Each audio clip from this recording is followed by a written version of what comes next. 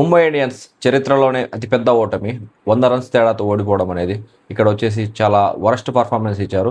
తర్వాత వచ్చేసి Chennai super Kings అతిపెద్ద విజయాన్ని అయితే నమోదు చేశారు. మామూలుగా వచ్చేసి చెన్నై ముంబై మీద గొప్పగా రికార్డ్స్ ఉన్నాయి కానీ ఎప్పుడు కూడా ఇంత మార్జిన్తో ఓడిపోలేదు. ఇక్కడ చూసుకుంటే 100 అబోవ్ రన్స్తో ఓడిపించడం అంటే ముంబైని ఇది ఒక మంచి రికార్డే అక్కడ సిఎస్కేకి. ముఖ్యంగా చూసుకుంటే ముంబై వచ్చేసి ఎప్పుడు ఇన్ని రన్స్తో ఓడిపోలేదు. ఇండియన్స్కి ఈ ఓటమి కంటే ముందు వచ్చేసి అతిపెద్ద మార్జిన్తో ఓడిపోయిన మ్యాచ్ వచ్చేసి 2013లో రాజస్థాన్ రాయల్స్తో 87 రన్స్ తేడాతో ఓడిపోయారు. అక్కడి నుంచి చూసుకుంటే ఇప్పుడు ఈ సీజన్లో 103 రన్స్ తేడా అయితే ఓడిపోయారు. సో చాలా పెద్ద మార్జిన్ ఇదైతే. ఇక్కడ చూసుకుంటే వాళ్ళ నెట్ రన్ రేట్ కూడా భారీగా అయితే పడిపోయింది. జీటీ మీద 100 రన్స్ తేడాతో గెలిచినప్పుడు మంచిగా అక్కడ వచ్చేసి నెట్ రన్ రేట్ అయితే ఇంప్రూవ్ అయింది. సో ఇప్పుడైతే ఆ నెట్ రన్ రేట్ అనేది -గా వెళ్ళిపోయింది.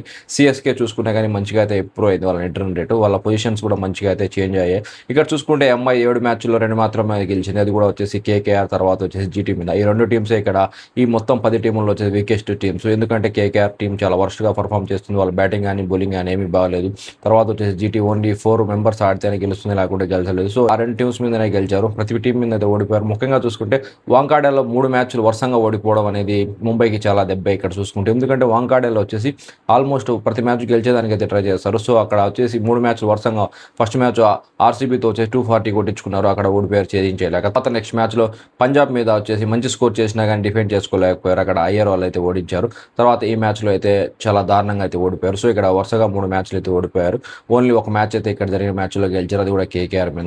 సో ఇక్కడ చూసుకుంటే ఎంఐ ఆల్మోస్ట్ ఈ సీజన్లో బయటికి వెళ్ళాలని కనిపిస్తున్నారు. దానికి రీజన్ వచ్చేసి వాళ్ళ చెత్త పర్ఫార్మెన్సే. ఓటమి వల్ల వచ్చేసి ముంబైకి చాలా వరకు అయితే వాళ్ళకు ప్లేఆఫ్స్కి వెళ్ళే దారులు అయితే మోసుకుపోతాయి. ఎందుకంటే ఇక్కడ నుంచి ప్రతి మ్యాచ్ గెలిచాలి, అప్పుడే వాళ్ళైతే ప్లేఆఫ్స్ క్వాలిఫై అవుతారు. నెక్స్ట్ మ్యాచ్లు వచ్చేసారి సిఎస్కేతో ఇలా అన్ని గొప్ప మ్యాచ్లు ఉన్నాయి. సో ఇక్కడ ప్రతి టీం కూడా ఈజీగా వీళ్ళైతే ఓడిపించే ఛాన్స్ అయితే ఉంది. సో దానికి ఎగ్జాంపుల్ ఏంటంటే ఈ మ్యాచ్. ఎందుకంటే 200 రన్స్ని చేంజ్ చేయలేక, అది కూడా 100 రన్స్తో ఓడిపోవడం అంటే ప్రతి టీంకి వచ్చేసి మంచి సిగ్నల్ వీళ్ళని ఎలా అవుట్ చేయాలనేది. ముఖ్యంగా స్పిన్ ఉచ్చులో పడేసి అయితే ఇక్కడ సిఎస్కే గెలిచింది. Match number 33 MI versus CSK. Home ground వచ్చేసి ఎంఐకి వాంకాడే స్టేడియం. ఈ మ్యాచ్ వచ్చేసి చాలా అద్భుతంగా జరిగింది. ముఖ్యంగా వచ్చేసి ఎంఐ టీంలో ఉన్నటువంటి అందరి బౌలర్లను అయితే ఉతికారేసాడు శాంసన్. ఇక్కడ చూసుకుంటే శాంసన్ సెంచరీతో మాత్రమే ఈ మ్యాచ్ని అయితే గట్టెక్కించాడు. లేకుంటే శాంసన్ ఒక 50 రన్స్కో లేకుండా 60 రన్స్కో అవుట్ అయితే ఖచ్చితంగా ఇక్కడ ఎంఐ అయితే గెలిచేది. ఇక్కడ చూసుకుంటే చెన్నై నుంచి ప్రతి బ్యాట్స్మెన్స్కి మంచి ఛాన్స్ అయితే వచ్చింది కొట్టేదానికి. ఈవెన్ ఒకటి సరిగా ఆడలేదు, మిగతా ప్రతి బ్యాట్స్మెన్ బాగా ఆడాడు. ఇక్కడ చూసుకుంటే ఈవెన్ యంగ్ ప్లేయర్స్ అనేటువంటి కార్తిక్ శర్మ కూడా మంచిగా అయితే ఆడాడు, మంచిగా 6లు కూడా కొట్టాడు. సో ఇక్కడ చాలా అద్భుతంగా బ్యాటింగ్ చేసిన సంజు శాంసన్ అయితే ఎంటైర్ ఇన్నింగ్స్ అంతా ఆడాడు. ఇక్కడ చూసుకుంటే ప్రతి బ్యాట్స్మెన్ రావడము, ఒక 10-15 అలా రన్స్ కొట్టడం, వెళ్ళిపోవడము, ఈవెన్ 20 కూడా చేశారు. లాస్ట్లో వచ్చేసి ప్రతి బ్యాట్స్మెన్ మంచిగా స్కోర్ అయితే చేశారు. అక్కడ వచ్చినటువంటి ఓవర్ 10 కూడా ఒక ఓవర్లో 15 రన్స్ అయితే కొట్టాడు. సో ఇక్కడ చూసుకుంటే మొత్తం యాంకర్ రోల్ ప్లే చేశాడు సంజు శాంసన్. మిగతా వాళ్ళు వచ్చి ఆడుతూ వెళ్ళిపోయారు. కానీ సంజు శాంసన్ యాంకర్ రోల్ అనేట్టు అక్కడ ఓన్లీ ఓడిఐ ఇన్నింగ్స్ అలాంటివి ఏం ఆడలేదు. ప్రతి ఒక్క ఓవర్లో మంచిగా 4 6లు కొడుతూ వచ్చాడు. ఓవరాల్గా చూసుకుంటే అతను వచ్చేసి ఈ సీజన్లో 2 సెంచరీ కూడా చేశాడు. ఇక్కడ 101 రన్స్ అయితే చేశాడు. అది కూడా లాస్ట్ ఓవర్లో వచ్చేసి 16 రన్స్ అయితే చేసి సెంచరీని అయితే ఫినిష్ చేశాడు. చాలా కాన్ఫిడెంట్గా కనిపించాడు. సో ఇతని కారణంగానే 200 స్కోర్ అయితే వచ్చింది. సో ఎంఐ లాంటి బౌలింగ్ మీద 200 కొట్టడం అంటే అంత ఈజీ కాదు. దాన్ని అయితే ఇక్కడ శాంసన్ సాధ్యం చేశాడు. ముఖ్యంగా చూసుకుంటే బుమ్రాకు 3 ఓవర్లో స్కోర్ ఏం కొట్టలేదు, కానీ తర్వాత లాస్ట్ ఓవర్లో అయితే స్కోర్ ఇచ్చాడు. అది కూడా ఫ్రీ హిట్ బాల్ వచ్చేసి సంజు శాంసన్ చాలా మంచిగా ర్యామ్ షాట్ అయితే ఆడాడు. ఇక్కడ చూసుకుంటే హార్దిక్ పాండ్యా చాలా తప్పులు చేశాడు ఈ మ్యాచ్లో. ఏంటంటే అతను 2 ఓవర్లో వచ్చేసి 38 రన్స్ అయితే వచ్చాయి. సో అక్కడ నుంచి అతను బౌలింగ్ వేయడానికి భయపడ్డాడు. ఇంకా చూసుకుంటే కొత్త బౌలర్ అయినటువంటి క్రిష్ భగత్కి లాస్ట్లో ఓవర్లు ఇవ్వడం, అతని ఓవర్లో భారీగా రన్స్ కూడా రావడం జరిగింది. కానీ అక్కడ ఒకవేళ క్రిష్ భగత్కి వచ్చేసి బౌలింగ్ ఇవ్వాలంటే అతనికి వచ్చేసి మిడిల్ ఆర్డర్లోనో లేకుంటే 10 ఓవర్స్ బిలోనో ఇచ్చింటే అక్కడ వచ్చేసి మళ్ళీ డ్యామేజ్ని కంట్రోల్ చేసుకోవచ్చు. కానీ అది అయితే హార్దిక్ పాండ్యా చేయలేదు.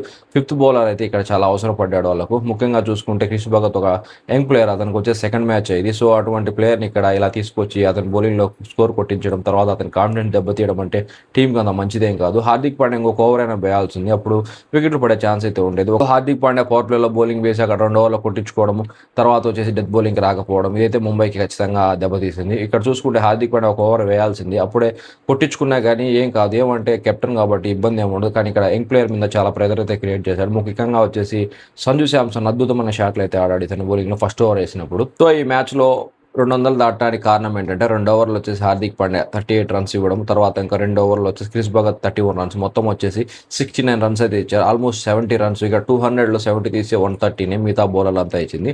సో ఇక్కడ హార్దిక్ పాండ్యా తప్పుల వల్లే మ్యాచ్ అయితే కొట్టుకున్నారు. ముఖ్యంగా అతను బ్యాటింగ్లో కూడా వర్స్ట్ బ్యాటింగ్ అయితే ఆడాడు. ఒక టైంలో వచ్చేసి శాంసన్ కార్తిక్ శర్మ ఆడుతున్నప్పుడు అయితే అక్కడ ప్రశాంత్ వీర్ ప్యాడ్లు కట్టుకొని కనిపించాడు. అక్కడ వచ్చేసి ఇంపాక్ట్ ప్లేయర్ రావడానికి. ఎందుకంటే అక్కడి నుంచి మంచి స్కోర్ చేస్తేనే అక్కడ ఖచ్చితంగా గెలిచే ఛాన్స్ ఉంటుంది. లేకుంటే ఇబ్బంది అవుతుంది అన్నట్టయితే అతను ప్యాడ్ కట్టుకొని రెడీగా ఉన్నాడు.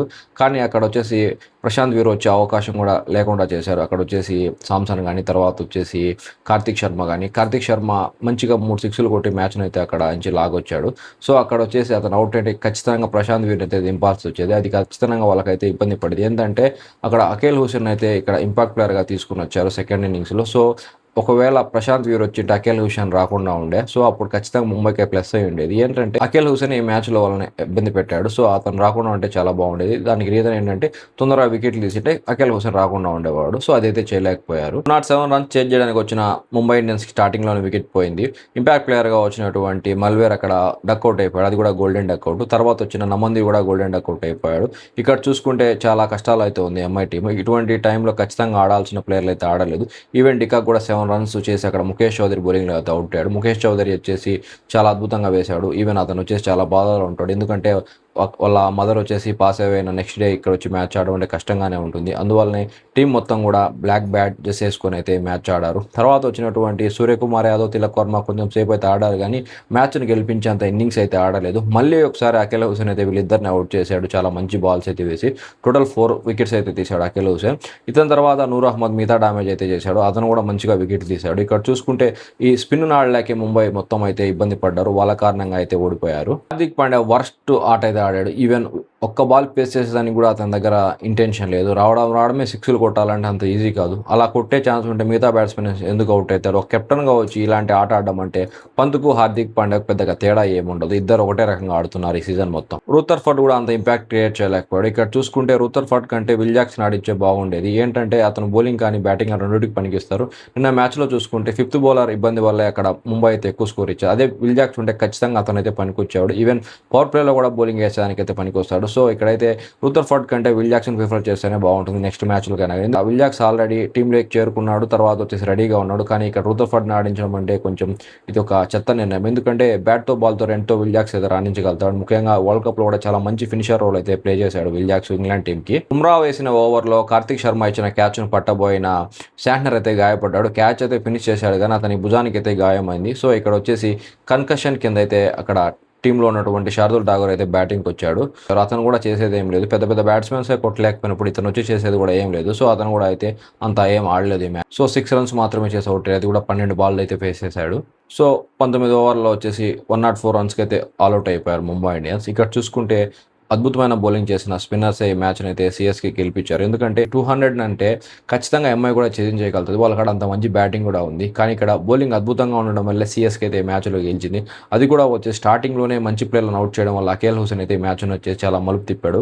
ఇతను ఆడిన మ్యాచ్‌లన్నీ సీఎస్‌కే అయితే గెలుస్తూ వస్తూ ఉంది. ఇక్కడ నుంచి అన్ని మ్యాచ్‌లు కూడా అకేల్ హుసేన్ ఆడించే ఛాన్స్ అయితే ఉంది. ముఖ్యంగా అతను చూస్తే పవర్ ప్లేలో చాలా అద్భుతంగా అయితే బౌలింగ్ చేస్తున్నాడు. సో, ఇక్కడ అవసరమైనప్పుడు బ్యాటింగ్ కూడా చేసే సత్తా అయితే అకేల్ హుసేన్‌కి ఉంది. నూర్ అహ్మద్ కూడా మంచి టైంలో అయితే వాళ్ళకు ఫామ్‌లోకి వచ్చాడు. సో, అతను కూడా 2 వికెట్లు అయితే తీసుకున్నాడు. వీళ్ళిద్దరు కలిసి 6 వికెట్లు తీసుకున్నారు ఈ మ్యాచ్. ముఖేష్ చౌదరి, తర్వాత కంబోజ్ కానీ, జీ సింగ్ కానీ, ఈవెన్ అక్కడ ఓవర్టన్ కూడా వికెట్ తీశాడు. సో, 6 మంది బౌలర్లు బౌలింగ్ చేస్తే 6 మందికి వికెట్లు అయితే వచ్చాయి. సో, ఇక్కడ చూసుకుంటే సీఎస్కే నుండి మంచి కలెక్టివ్ పర్ఫార్మెన్స్ అయితే వచ్చింది బ్యాటింగ్‌లో కానీ, బౌలింగ్‌లో కానీ. దానివల్ల ఈ మ్యాచ్ అయితే గెలచగలిగారు. సో, ముంబై నుంచి చూసుకుంటే రెండిట్లో కూడా ఫెయిల్ అయ్యారు. ముఖ్యంగా వచ్చేసి సీఎస్కే బ్యాటింగ్ ఆడుతున్నప్పుడు త్వరగా కొన్ని వికెట్లు తీసింటే అక్కడ వచ్చేసి వాళ్ళను 180, 170 లోపల కట్టడి చేసింటే ఈ మ్యాచ్ ముంబై కూడా గెలిచే ఛాన్స్ అయితే ఉంది. 200 అబోవ్ స్కోర్ చేయడం అంటే కొంచెం కష్టమే. ఇంకోటి ఏంటంటే ఇక్కడ ప్రతి ఒక్కరు కూడా ఒకటే లూప్‌లో పడుతున్నారు. అదేంటంటే టాస్ గెలచడము, ఫీల్డింగ్ తీసుకోవడము, ఓడిపోవడము.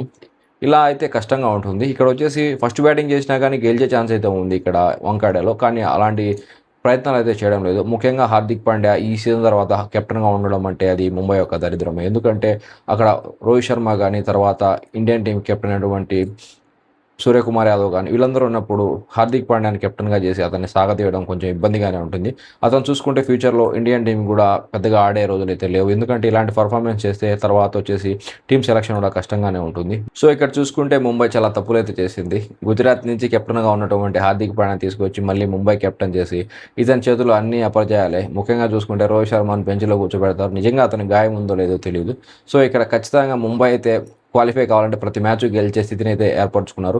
సీజన్లో ఫస్ట్ మ్యాచ్ గెలిచడం ఏంటి, తర్వాత వరుసంగా 4 మ్యాచ్లు ఓడిపోవడం, మళ్ళీ ఒక మ్యాచ్ గెలిచడం, మళ్ళీ ఒక మ్యాచ్ ఓడిపోవడం. సో ఇక్కడ చూసుకుంటే గ్యాంబ్లింగ్ లాగా ఆడుతున్నారు ముంబై ఇండియన్స్. సో ఇటువంటి పర్ఫార్మెన్స్తో వీళ్ళు కప్పు కొట్టడం పక్కన పెడితే ఈవెన్ ప్లే ఆఫ్స్ దగ్గరకైనా వెళ్తారా, లేకుంటే 10th కానీ 9th పొజిషన్తో కానీ ఉంటారా అనేది చూడాలి. సో మీరేమంటారో కామెంట్ చేయండి. ముంబై ఇండియన్స్ ఇక్కడ నుంచి ముందుకు పోతుందా, లేకుంటే 10th కానీ 9th కానీ పొజిషన్స్తో ఈ సీజన్ మొత్తం కంప్లీట్ చేస్తారనుకుంటారా? Thanks for watching this video.